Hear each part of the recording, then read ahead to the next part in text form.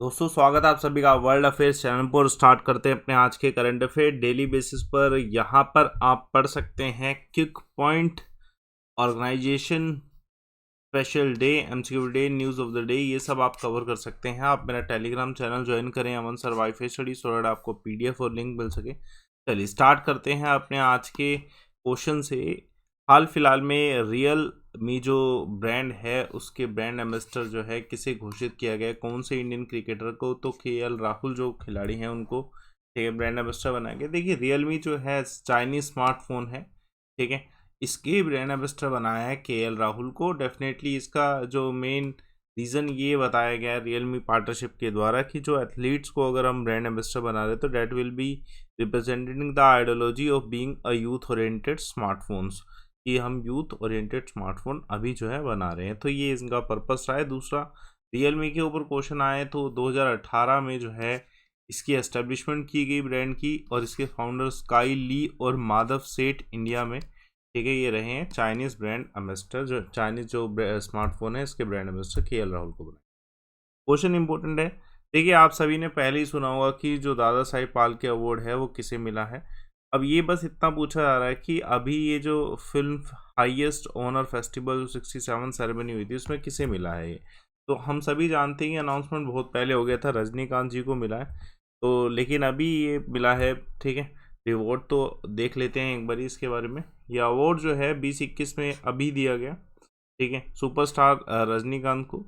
दादा साहिब फाल्के का 51st जो है कह सकते हैं दादा साहिब फाल्के अवार्ड है, ठीक है, 2020 के लिए। ये भी याद रखिए 2020 के लिए। अनाउंसमेंट इसकी हो गई थी 2019 में, लेकिन कोविड-19 के रिस्ट्रिक्शन की वजह से अब ये अवार्ड जो है अब 2021 में दिया गया है, ठीक है, रजनीकांत जी को। ये हमारे देश में जो सबसे बड़ा जो फिल्म जगत का सबसे बड़ा अवार्ड है वो दादा साहिब फाल्के अवार्ड को माना जाता है, ठीक है। ये अवार्ड तमिलनाडु के स्टेट फिल्म बेस्ट एक्टर के रूप में भी इनको जो है मिल चुका है। मतलब जब ये अवार्ड मिला है, ठीक है, film fair best Tamil actor award भी मिला है गवर्नमेंट ऑफ इंडिया की तरफ से। ये अवार्ड देखिए अगर आपसे पूछा जाए कि इनको और कौन कौन से अवार्ड मिले तो पद्म विभूषण अवार्ड 2000 में मिला था, पद्म जो विभूषण अवार्ड है 2016 में, और पद्म भूषण अवार्ड जो है 2000 में, ठीक है। तो दोनों पे क्वेश्चन आ सकता है। रजनीकांत जी ने जो अपनी फिल्म की शुरुआत करी थी वो तमिल इंडस्ट्री में इन्होंने शुरुआत करी थी कि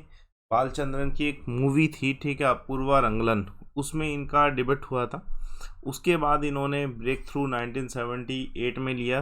उसके अराउंड 20 फिल्म है जो इनकी तमिल, तेलुगु और कन्नडा में जो है ठीक है फेमस हुई है। क्वेश्चन इंपॉर्टेंट है, आने के चांसेस है। देखिए बहुत इंपॉर्टेंट क्वेश्चन इसी के यहाँ पे आ सकता है। आप इधर एक इमेज देख सकते हैं, जो हमारे वेंकैया नायडू जी वाइस प्रेसिडेंट हैं उनकी इमेज। तो ये क्वेश्चन आ सकता है कि 51st जो दादा Sahib Phalke award 67 national film award ceremony जो हुई थी, ठीक है, ये किसके द्वारा रिप्रेजेंट की गई थी? तो वेंकैया नायडू जी के द्वारा, वाइस प्रेसिडेंट के द्वारा क्वेश्चन आ सकता है।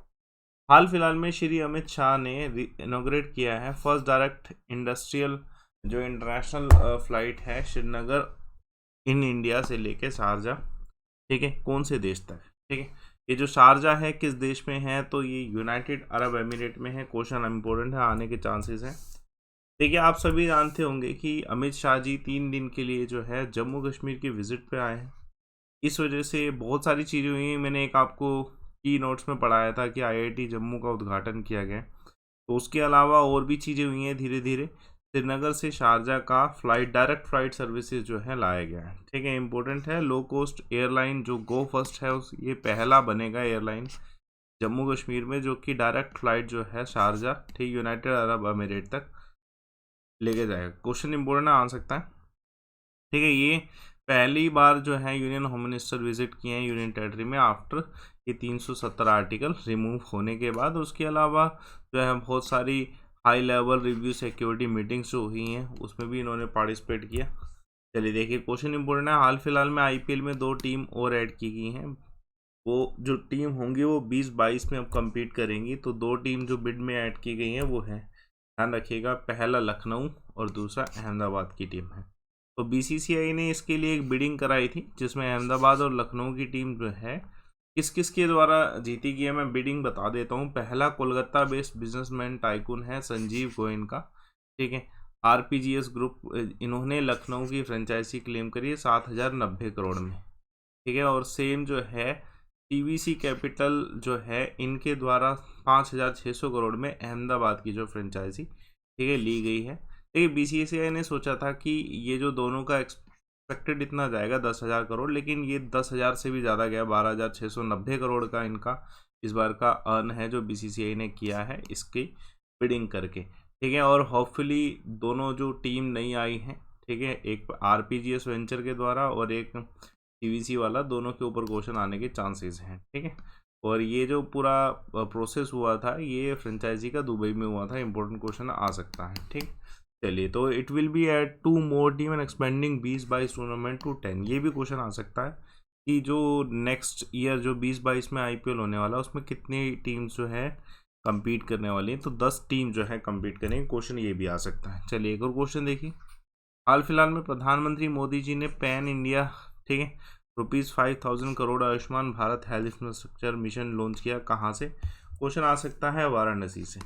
पहली इंपॉर्टेंट चीज क्वेश्चन यही आपको मिल सकता है कि प्रधानमंत्री जी ने जो है पार्लियामेंट्री कंस्टिट्यूंसी जो है इन्हीं की खुद की पार्लियामेंट्री कंस्टिट्यूंसी जो वाराणसी उत्तर प्रदेश में, वहाँ से इसे लॉन्च किया है।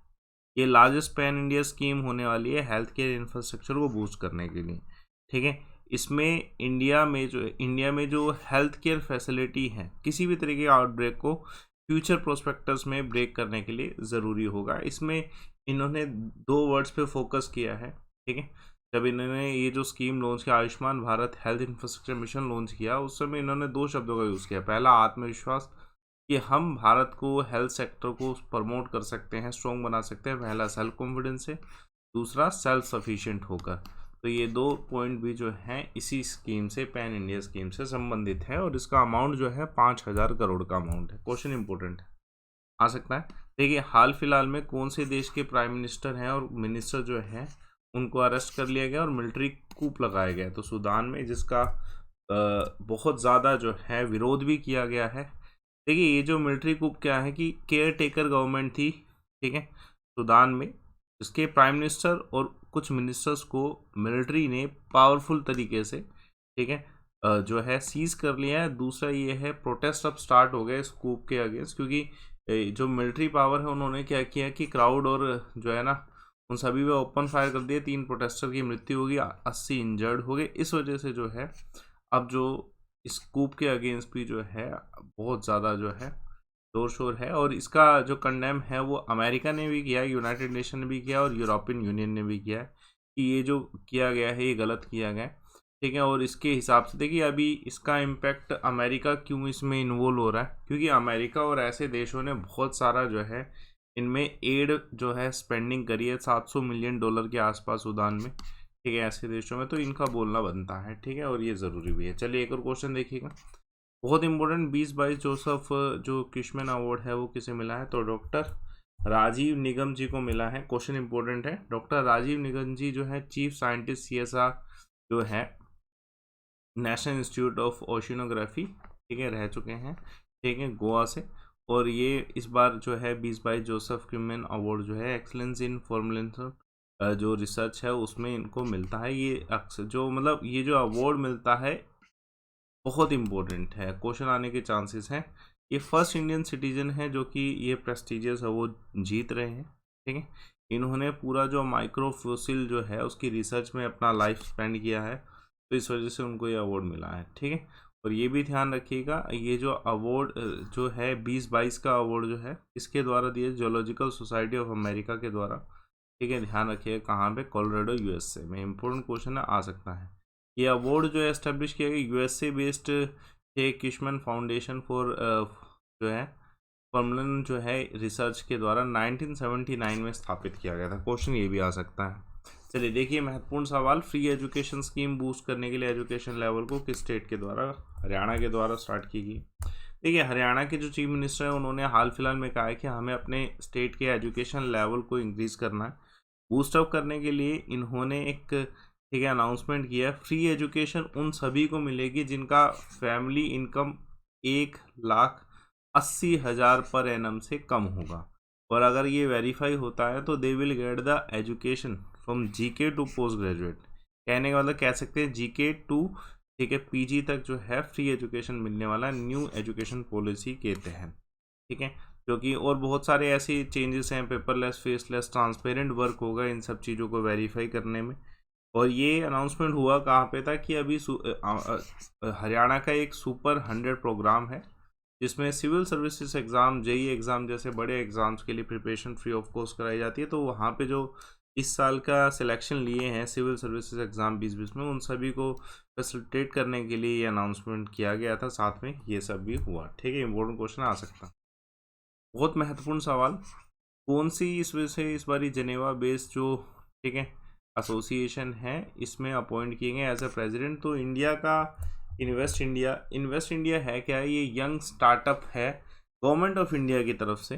देखिए इसके जो प्रेसिडेंट घोषित किए गए world association of investment promotion agency जो है, इस बार के प्रेसिडेंट 21-23 के प्रेसिडेंट इन्वेस्ट इंडिया को घोषित किया गया, ठीक है। ऐसा नहीं कि सिर्फ इन्वेस्ट इंडिया को घोषित किया गया, एक पूरा कमेटी, स्टेयरिंग कमेटी होता है, उसमें प्रेसिडेंट इन्वेस्ट इंडिया है, 2 वाइस प्रेसिडेंट इजिप्ट और स्विट्जरलैंड के हैं, और 9 regional director Brazil, South Korea, Finland, क्यूबेत, ये सब देशेस है, ये जो कंट्रीज है ये जो है इसमें है।